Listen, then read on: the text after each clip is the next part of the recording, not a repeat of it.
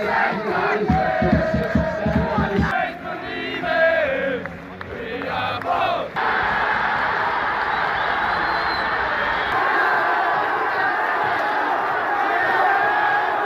guys, welcome back to Irish Footy Vlogs. Today we have the preview of Slovakia and the Republic of Ireland in the crucial Euro 2020 match. Philip Warner's with me today. How are you, Philip? Are you well? All good, Keith. Thanks very much.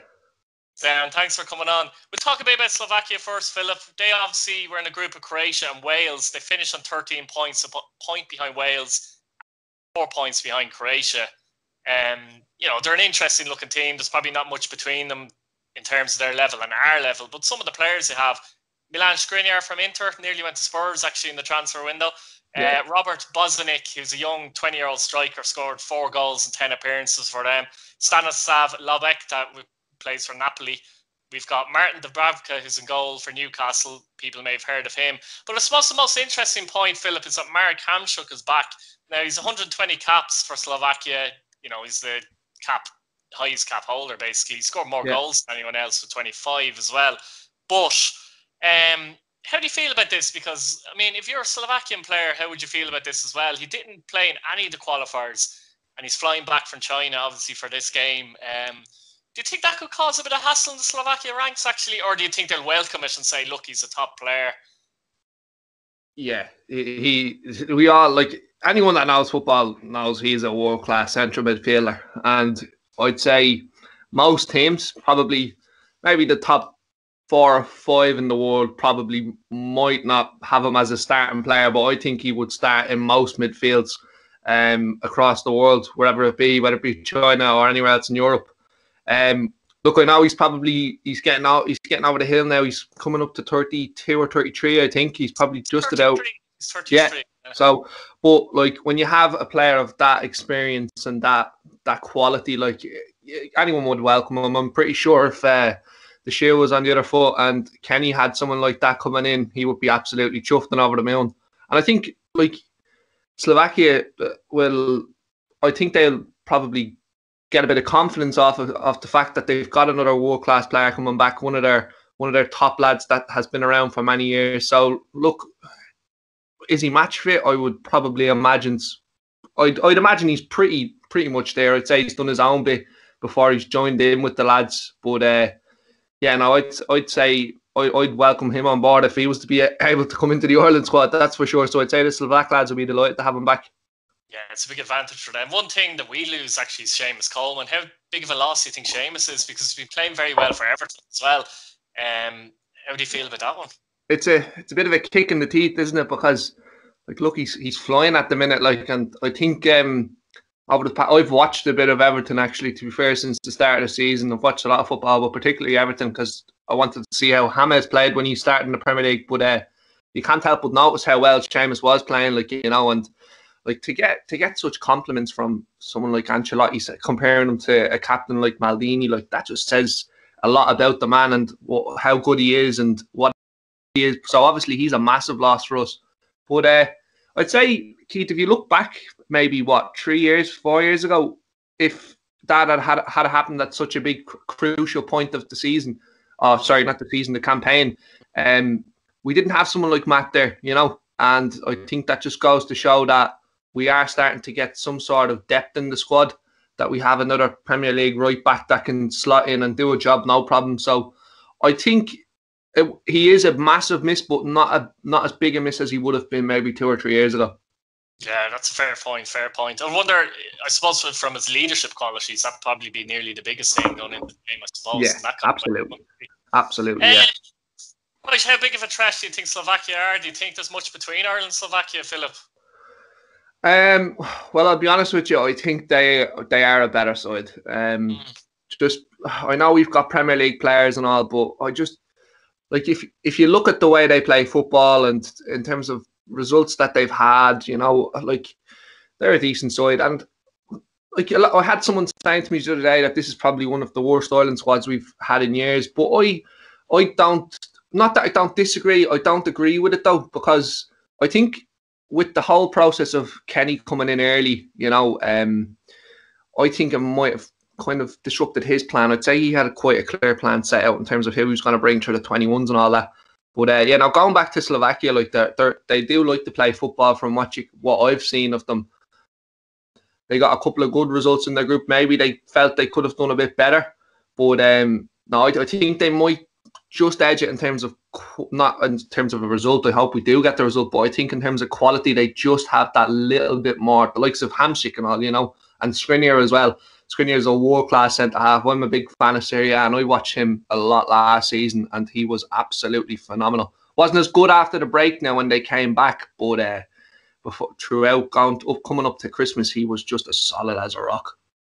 Yeah, they have a lot of quality. I'd say they probably have a bit more flair than the Irish side. I think that's more of a thing. I see them more as a kind of a counter-attacking team, to be honest with you. So it'll be interesting to see how, before we get into the actual individual players, it'll be interesting to see how Kenny sets up, because we saw him in the friendlies, and he was obviously trying to put his own stamp on things in the friendlies. Obviously now the players weren't fit at all. They only had a few sessions with their clubs as well, never mind with the Irish squad, you know what I mean?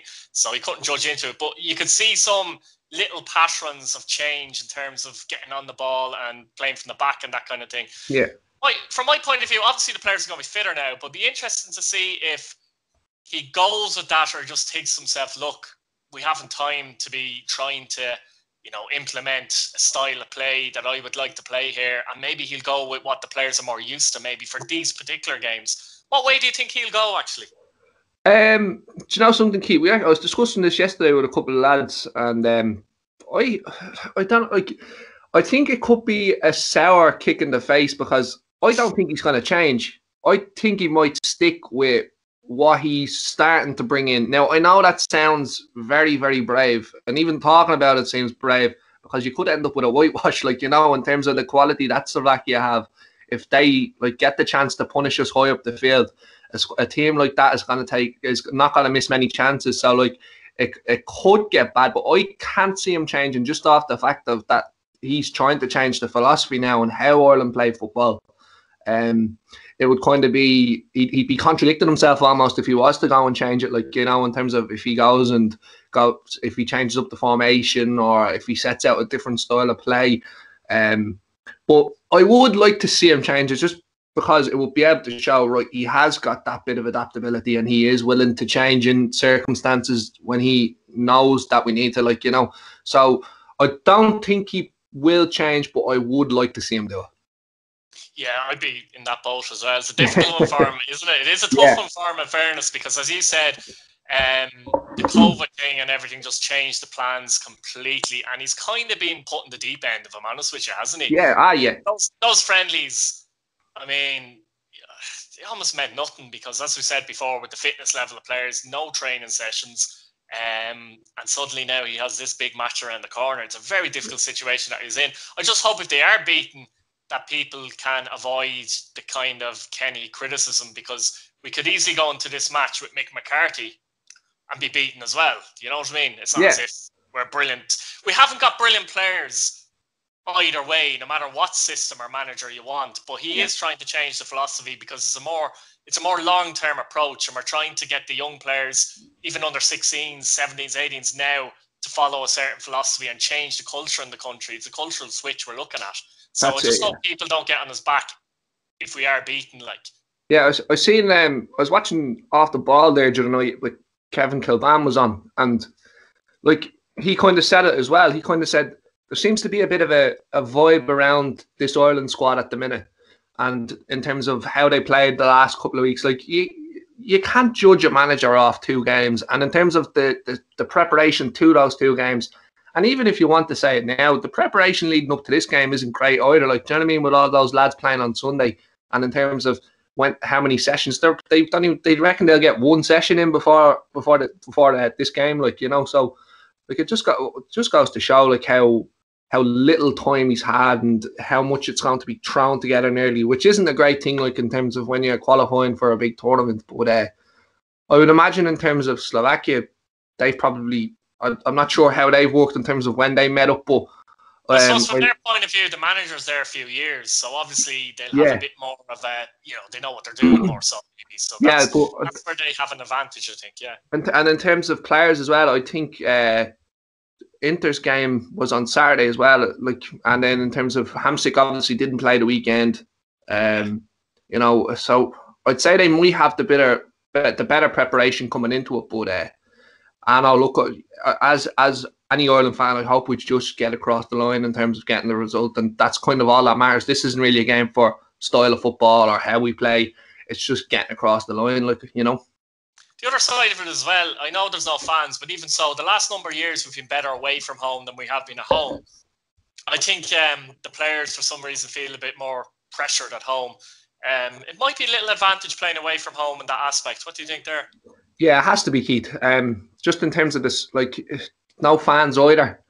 I'd say if you put us all in the stadium with, God, how many, 50,000? I'm not sure what their stadium holds, but I'd say it's a different story altogether. Like, you know, just because, like, it just takes most teams we've seen it knocks the wind out of. If say you can see the goal at home, it nearly knocks the wind out of a team, and it nearly turns out that the team that is playing at home is actually playing away, like mentally in terms of how they're performing. And I think, yeah, that will definitely be an advantage to us. And look, in terms of getting that away draw, it's probably the only time you'll ever want to play away in a big qualifier, because like it gives you the opportunity to go and get at them and kind of rattle them. But yeah, now look, as I said, the main thing is we get through. Like, fingers crossed, you know. 100%. 1 to 11. I think you have to start with Randolph in goal. I don't think there's any debate here, is there? No, straightforward. Yeah. Your bread and butter. Moving on. Basically, what system do you see us playing though? 4-3, 4-2-3-1, 3-5-2. I think it's gonna be 4-3-3, but I wouldn't rule out a 3-5-2. If you know what I mean. 4-3-3 is just the fact that he be stubborn and he sticks to what he wants to set out. Yeah, I would say he go with 4-3-3. 3-5-2 just simply off the fact that he might want to try cope better defensively. But the reason as well I think it might be 4-3-3 is like Duffy and Egan have now had a lot of game time under the belt, you know. So I'd say he'd be comfortable with putting them two in together now. Obviously, it wasn't the greatest showing the last time they played with each other, but yeah, no, I'd say Egan actually, would be looking forward to getting out of the Sheffield camp at the minute. Same with McGoldrick, like, just in terms of, I think they might relish the fact that they're getting away from what's going on at the club at the minute, because it looks like they're in a bit of trouble, like, you know. So, yeah, I'd say it'd be 4-3-3.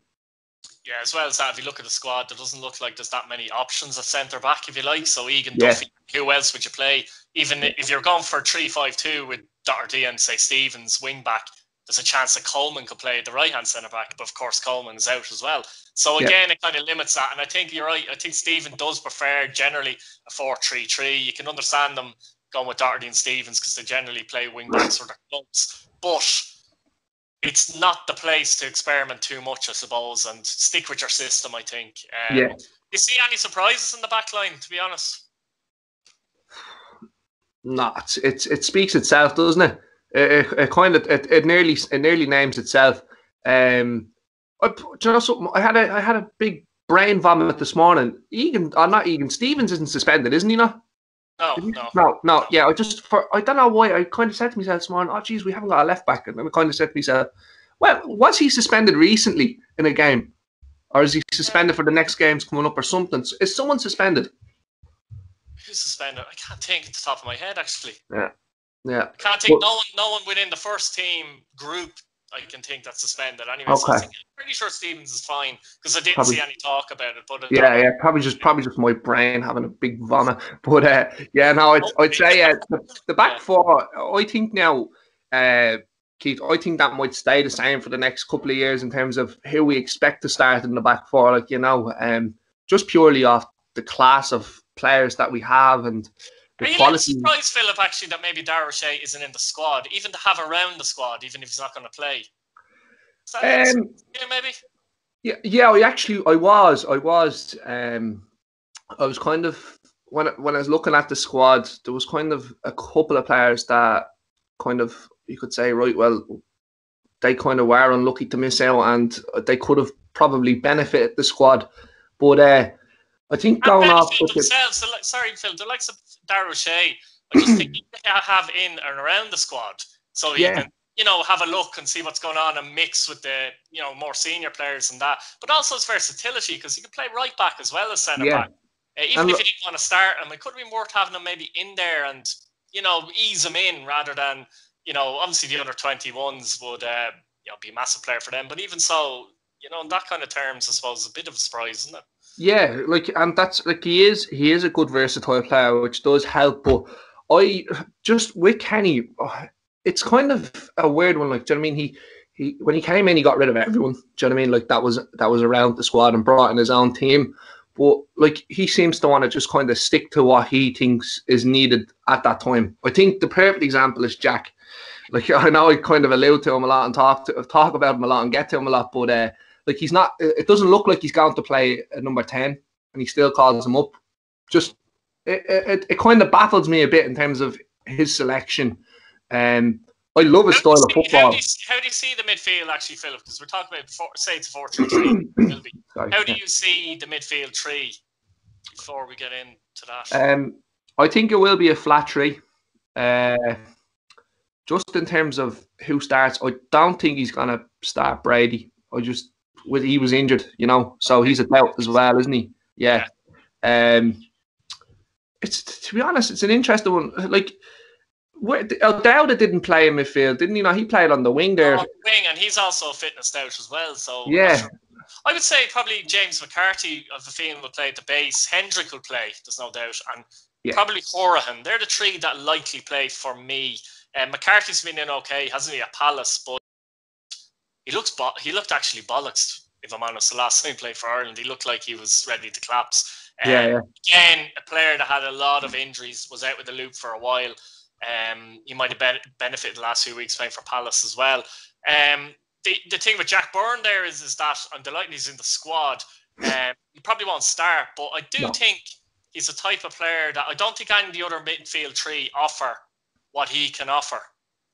So maybe later on, if we're in a bit of trouble or need someone to unlock something, that Byrne could be the man to come on, I think. Yeah, no, I agree with you. I would love to see him start, but that's definitely not going to happen. Anyone with a sensible head on their shoulders now. Could you imagine Philip Jack Byrne started and we lost? I mean, the non-League of Ireland fraternity would just... They'd have that bloody pitchforks ready. I can just see them. I hate that in a way because, if Kenny thinks he's good enough to start or he wants him to start, then he's not going to put him in just because he's a League of Ireland player or not a League of Ireland player. You're saying Keith Fahey was a League of Ireland player once and he went over to Birmingham and won a League Cup and got 11 caps for Ireland, played in big matches. So Byrne is a similar type player, by the way, as well. He could possibly do that as well. I'll give you a perfect example. One of my friends turned around today and said, "This is the squad we've had in years," and that's with 2 games under Kenny. And like it just goes to show the kind of hypocrisy like that. If Jack was to start, like everyone would come out and say it straight away. But like you're right there in what you're saying, Keith. He offers so much more than not more, but in terms of a different style of player. But going back to what I've just said there, like the way this Ireland team have been set up over the past couple of years, that hasn't been something that we've done. It probably won't start against Slovakia, that's for sure. But yeah, no, I think last 20 minutes he might get a run out in terms of... I'd like to think he's a serious consideration if, as you say... He has to be. He has to be. Anyone that's watches the last couple of games that he's played in, I remember the last time we were on here, Keith, it was, oh geez, he's not performing at all and he's not doing anything at the minute. But since that last video that I was involved with, he's just been unbelievable. And I think it's the best he's ever played. Sligo, it was an off night, but the fact is he gets a goal. Sligo, he was carrying a little bit of an injury against Sligo. Yeah. Still, he was above most people's level on that particular game. To be honest, you look at it right. If he's on the pitch, if you put any other player in the pitch in that position where he played that ball over the top of Graham Buck, I wonder how many players could play it. Like in terms of our Premier League standard players, because at the end of the day, like we don't have many players that can pick a pass like that. So it looks like, fingers crossed, he'll get a run out. But if he doesn't, the other side to it is he has to surely get a run out in those other games coming up as well, because Do you know what I mean? See, if the game gets stretched and Slovakia get tired, the last thing you need is someone like a Jack Byrne to come on who can ping passes and find a pass and that kind of thing as well. So, I mean, he done that in a friendly, I think, against Bulgaria. And I know it was a friendly, but you know what I mean? He showed what a player like that can do when you bring him off in a game against tired legs as well. So, I'd like to think that he's a possible weapon there as well, you know? Oh, he has to be. He has to be. And just in terms of standard of player, now I know people are saying that Dundalk kind of got a free run into the Europa League, but they did have to go out and beat teams. Like, that's regardless of like who they got in the draw. They couldn't decide that. But if you go back to just before lockdown, that Dundalk side that we were playing, there wasn't as many issues as there have been over the past couple of months. But they were a good quality side. They're now in the Europa League. If you look what Jack Byrne done to them in Tala, like, that just goes to show the quality that he has, like, you know, in terms of look at his performance even against Milan, Philip. I mean, it speaks for itself. Like, you know, it speaks. If you haven't watched him play, if someone hasn't watched him play properly, watch him against Milan. Just, you know, and don't. It's not Sligo Rovers. This is AC Milan, and you'll understand. And it's a good AC Milan side as well, Keith. We need to know that, like. Improving AC Milan side, they're a huge club as well. Onto the wings, I suppose, Philip. This is going to be, I think this is the most contentious one for me, because Dowda obviously struggling a bit. He mightn't make it. You've got obviously James McLean, you have Aaron Connolly, and you have Callum Robinson as probably the main options. Where would you go, and where I suppose you think Stephen will go? To be honest with you, I'd love to see Connolly start. Connolly, and see, he played well when he played on the left. So when he played on the left for Brighton there a couple of weeks back, I watched him against Newcastle. He was absolutely unbelievable, nearly unplayable. Geez, he was doing everything right that you want to see from your winger, and he was getting involved as well. I don't know if he'd do the same thing coming off the right though. I just don't think it suits his game. Probably not. I just don't think it suits his game. As well as that, the positions that he was picking up as well, he was just getting into little pockets just off your man Maupay. He was really, really good, really impressed me. So I think that he might get in there straight away off the get-go. I think in terms of who you play on the right, I think it would be Callum as well, because he is playing quite well. Like, you know, I don't think... It's a weird one with him, because I don't think he's an out-and-out centre-forward. And he's not an out-and-out winger. Yeah, exactly. He's fit between both stools. Yeah, you could maybe sit him in the middle. Like, but he is... Look, we've seen what he done against Chelsea. He does offer and he does bring stuff to the table. Like, and to know something, I don't think he gets the recognition for how much you can see he wants to play for Ireland. Just the desire. I know some people kind of give a bit of stick over the rule and all, but like, I think that he genuinely loves playing for Ireland, and you get 100% out of him. Not that you don't get 100% out of any of the other players, but I just think he always does. He's always on the ball. He's nearly like a McLean in a sense, but he just kind of goes under the radar a bit. I prefer him to Declan Rice, put it that way, if you know what I mean. At least he actually wants to play for Ireland. But you're right with Robinson. Robinson as well adds a goal threat that we're going to need a goal threat. You know what I mean? Yeah. McGoldrick, for me, probably plays up front. You know, he doesn't score too many goals. He did score at the weekend. But, Pete as well. Did you see it? Did actually. Brilliant goal. It's what he offers, isn't it? It's what he offers. He links up the play. He's strong. He's a pain in the arse, I think, to play against. And if you can get Connolly, maybe... Because I think Connolly and Robinson should start for me, in my opinion as well. If you can get them like bees in and around McGoldrick, they could pick up stuff. And, you know, you're looking for that maybe, that they can get in because of McGoldrick. I just think, I'd be surprised. Like, you're not going to play Adam Ida, because Ida's young. I've seen him play for the under-21s. He's talent, like, don't get me wrong. But he's a long way to go yet. And McGoldrick, for experience of age for a start, just has it over him for me. And he has to start there, doesn't he? Yeah. Like, McGoldrick, he's another player that you can see.